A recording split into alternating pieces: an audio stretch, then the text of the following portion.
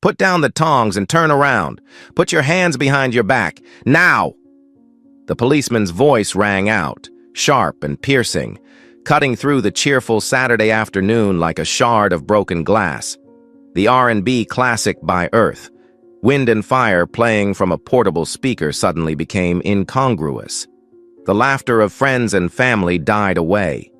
Even the aroma of grilled ribs wafting from the stainless steel grill seemed to freeze in the air. "You are under arrest for disturbing public order and failing to comply with the orders of a police officer." David "Big Dave" Chanot, the host of the party, stopped dead in his tracks. He was a big man, 6'3", nearly 300 pounds. But his bigness was that of a gentle teddy bear, not a scary one. He was wearing khaki shorts and a t-shirt with the logo of his old college. The stainless steel meat tongs were still dangling in his hand. A small piece of rib still stuck to it. He looked at the cop, his face red and his eyes full of hostility, then at his stunned guests. A disbelieving, puzzled smile was still on his lips. He thought this had to be a joke. Maybe one of his TV friends had hired an actor to play a trick on him. But then he felt the cold metal clamping down on his right wrist. The dry click of the handcuffs rang out, and that was the sound of reality. This was no joke. The music stopped as his daughter quickly turned off the speakers. Silence fell over the garden, broken only by the hissing of the embers and the wind rustling the leaves. How did an intimate BBQ party in one's own backyard turn into an arrest? How did a hospitable host, a pillar of the community, end up handcuffed in front of his friends and family? And where would this brazen abuse of power lead when the special guest, the guest of honor, had yet to arrive? To understand the utter absurdity of this, we need to go back a few hours. Saturday morning began with cheerful chaos in the Chanot family home in Bethesda, Maryland. David loved mornings like this. He woke up to the smell of coffee and pancakes, the sound of his two teenage children arguing over who would use the bathroom first, and the warm smile of his wife, Maria, a talented architect. To the outside world, David Chanot is a powerful figure. As National Communications Director for ABN News, one of the world's largest television news networks, he shapes the way millions of Americans see events every day. His job is a minefield of egos, deadly deadlines, and intense political pressure. He handles irascible celebrity hosts, scheming politicians, and media crises that erupt at 3 a.m. He does it all with a rare combination of sharp wit, a cool head, and a never-ending sense of humor. But at home, he's simply Big Dave, a husband, a father, a friend, and today is the day of his annual Dave's Summer Kickoff BBQ, a tradition he started years ago. It's not an event for celebrities or politicians. It's a day for family, for his best friends from college, for his neighbors, and for the co-workers he truly loves. It's his way to relax, recharge, and connect with the people who really matter. "Dave, have you marinated the ribs yet?" Maria called from the kitchen. "Since last night, 10 o'clock. Honey!" he shouted back from the garden, where he was cleaning his huge oven with surgeon-like precision. The Chanot family's secret recipe, ready to wow everyone. He loved this feast. He loved standing over the grill, feeling the heat, turning the meat, and watching the people he loved laugh and eat and enjoy the beautiful day. It was his version of heaven. While David was happily preparing for his party, in another part of the county, Officer Kyle Brennan was starting his shift in a completely different mood. He had just gotten into a heated argument with his wife over a past-due credit card bill. "How are we supposed to live on your pittance?" she had yelled at him. Later, when he arrived at the station, he was called into his office by his commanding sergeant and reminded about a citizen complaint from the week before. "Brennan, you can't just keep ticketing people for leaving their trash cans out 2 hours early. the sergeant said wearily. "We have more important things to do." Brennan felt that life was unfair. He was a cop. He was the law. But no one respected him. His wife didn't respect him. His boss didn't respect him. He drove through the streets of his patrol car, his mood getting worse. As he drove into David's wealthy neighborhood, an area of big houses, manicured lawns, and luxury cars parked in front of garages, his envy and contempt welled up. He looked at those houses and didn't see families living their lives. He saw rich, cocky people who thought they were above the law. He believed that these people didn't know the rules and thought they could do whatever they wanted. He saw himself as the only one with the courage to teach them a lesson, to remind them that no matter how much money they had, his badge was more powerful. He was obsessed with the petty regulations of the county, not because he cared about order, but because they were the perfect weapons, legal pretexts for him to harass and assert his power. By around 3 p.m., David's party was in full swing. About 40 people were gathered in his spacious garden. Classic R&B music by Stevie Wonder set the mood. People were laughing, drinking cold beer, and children were playing on the lawn. But 2 doors down, Mr. Henderson, a hard-drinking retiree, was feeling uneasy. He didn't like noise. He didn't like parties. He didn't like anything disturbing his peace. Even though the music from David's house was perfectly within the county's legal limits for a Saturday afternoon, Mr. Henderson decided to call 911. "There's a noisy party at 1224 Oak Street," he told the operator in a grumble. "They're disturbing the whole neighborhood." The non-emergency call was routed to Officer Brennan. For any other cop, it would have been a simple task. Arrive, check the situation, maybe politely remind the homeowner, and leave. But for Brennan, this was the opportunity he'd been waiting for. A loud party in a rich neighborhood, he thought. Let's see. He parked a short distance from David's house, not wanting to attract attention. He didn't go in the front gate and knock like a normal person would. Instead, he walked along the sidewalk, looking for a side entrance that would allow him to enter the garden unexpectedly. He wanted to catch them red-handed, to create a dramatic effect. As he stepped through the unlocked side gate into the garden, the sight before him only added to his anger. A group of people, mostly black, were having a good time. They were laughing. They were dancing to music. And in the center of it all, a large black man was standing over an expensive barbecue, looking like a king hosting his own party. Brennan's preconceptions immediately kicked in. He didn't see a gathering of friends. He saw chaos, a disorder. He strode across the lawn, straight toward David. "Who is the master of this house?" he asked, his voice loud and challenging enough that a few people nearby turned to look. David turned back, slightly surprised. "Hello, officer. I'm the landlord. What's up?" he asked, friendly. "There's been a noise complaint," Brennan said bluntly, folding his arms across his chest. "You need to turn the music off immediately." David frowned. "Noise?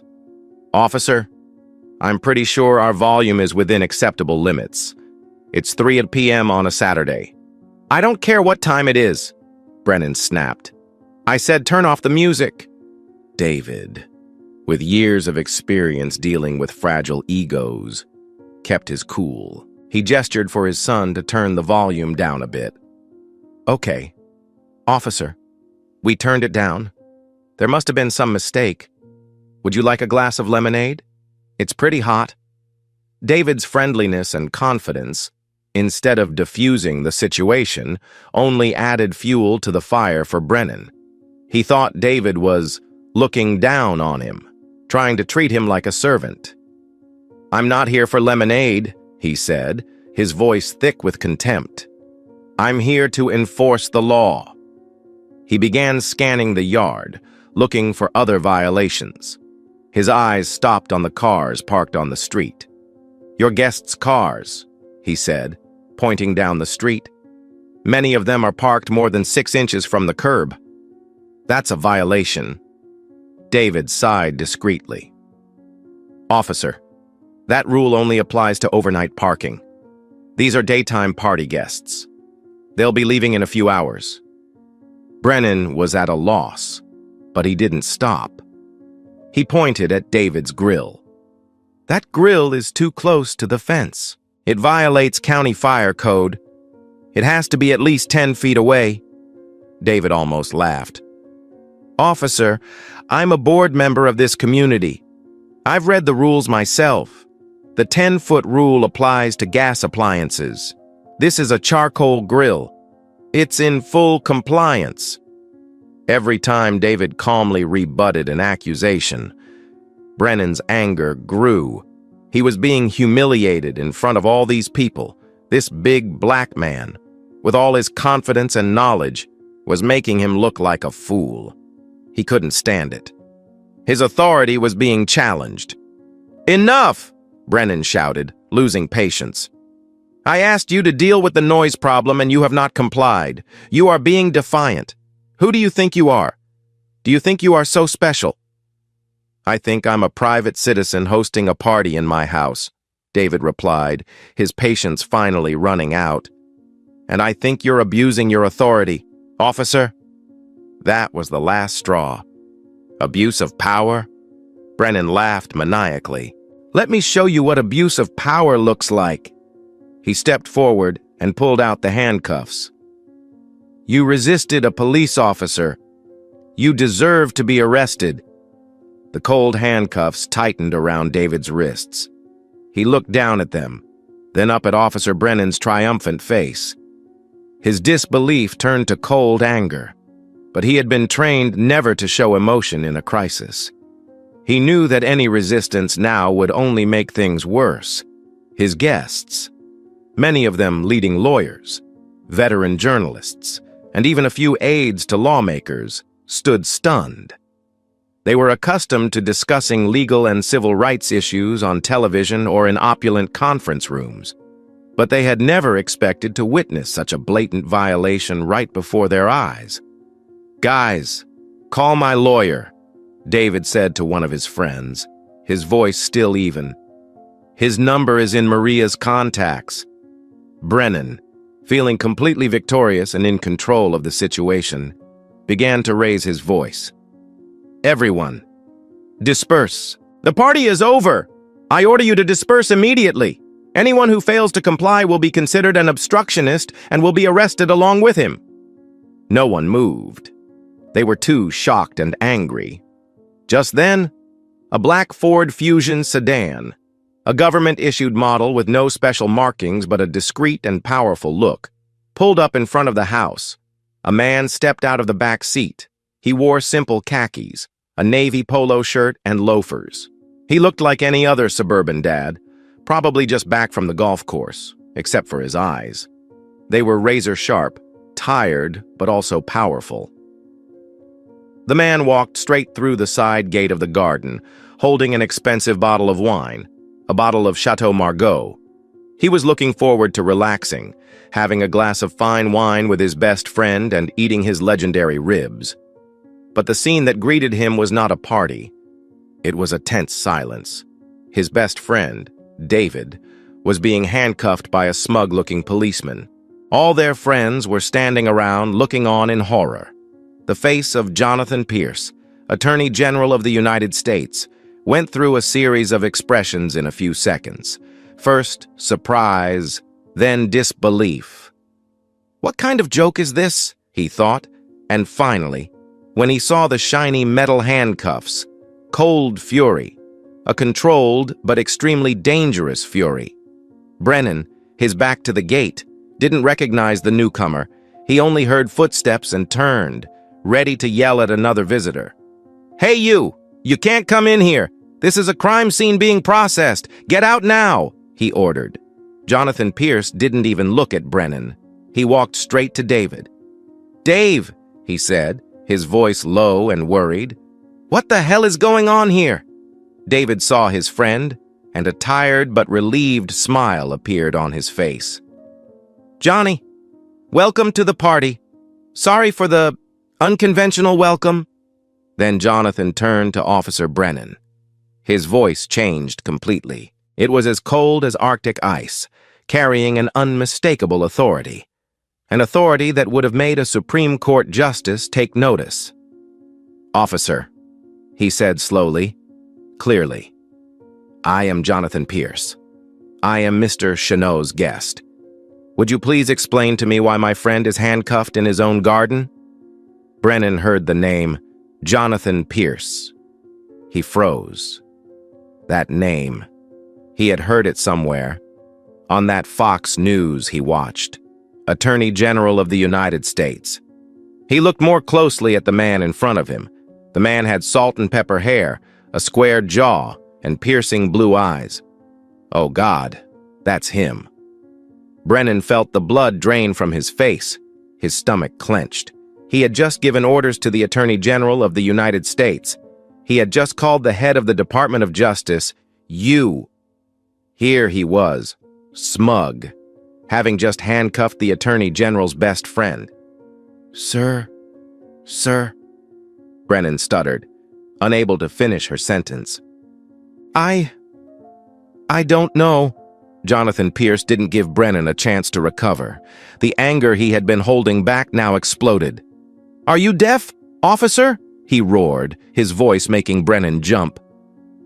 "My friend, handbags, in his garden, on a Saturday afternoon.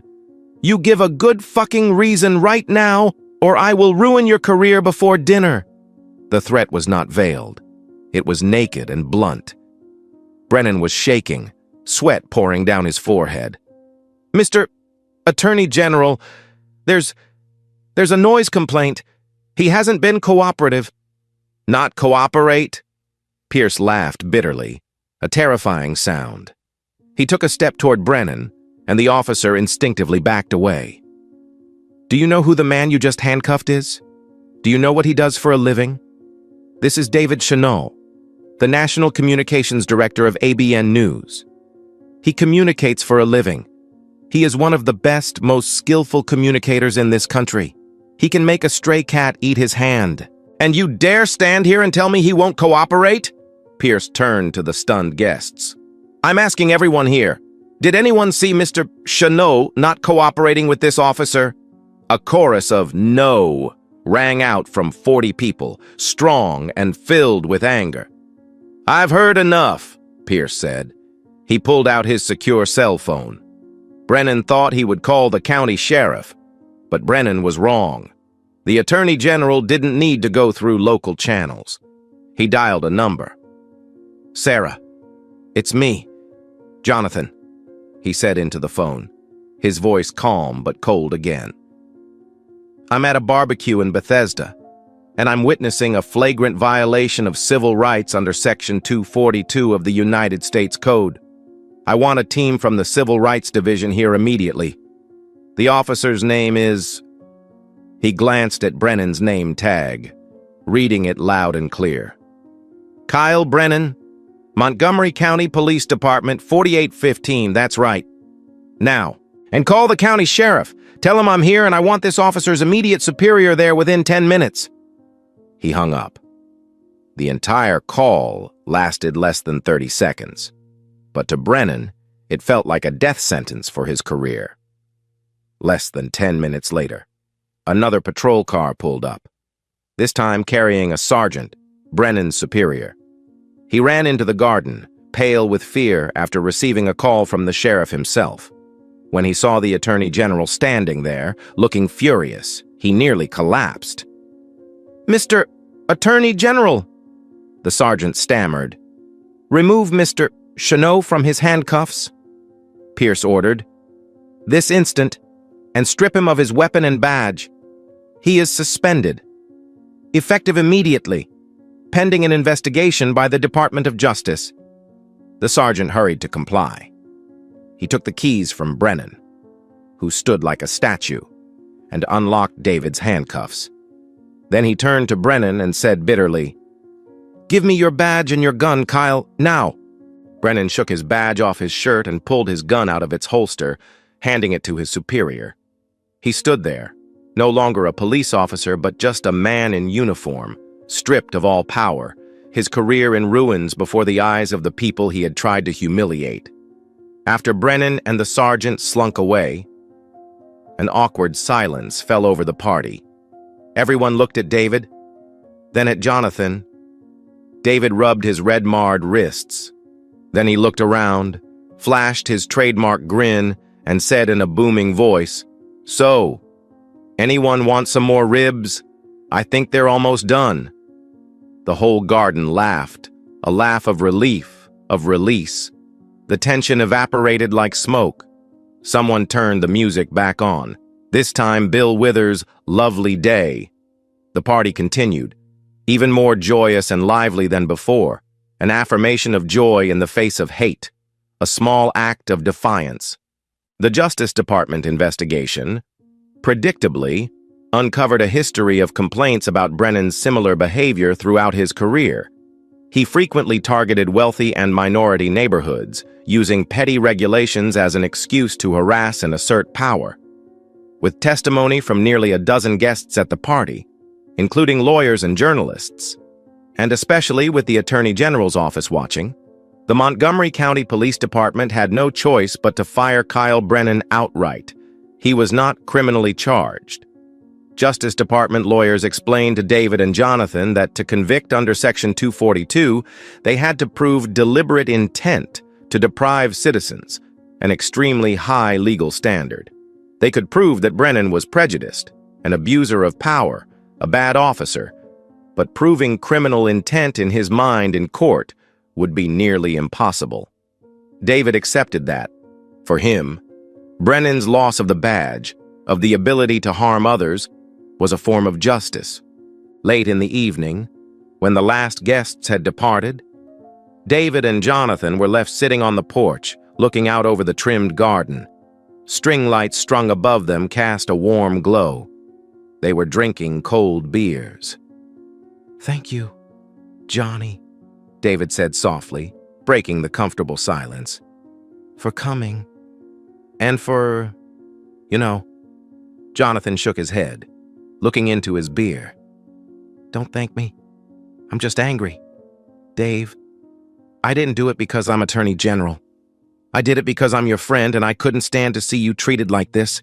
I'm angry that this is still happening in this country, in 2023. Angry that if I hadn't gotten there when I did, you, David Chanot, would have spent the night in county jail for some stupid reason." He sighed, a sigh that carried the weight of a nation. "My job is to make sure this doesn't happen to anyone. Today, I was reminded in a very direct way that there is much more to do." They clinked their beer bottles.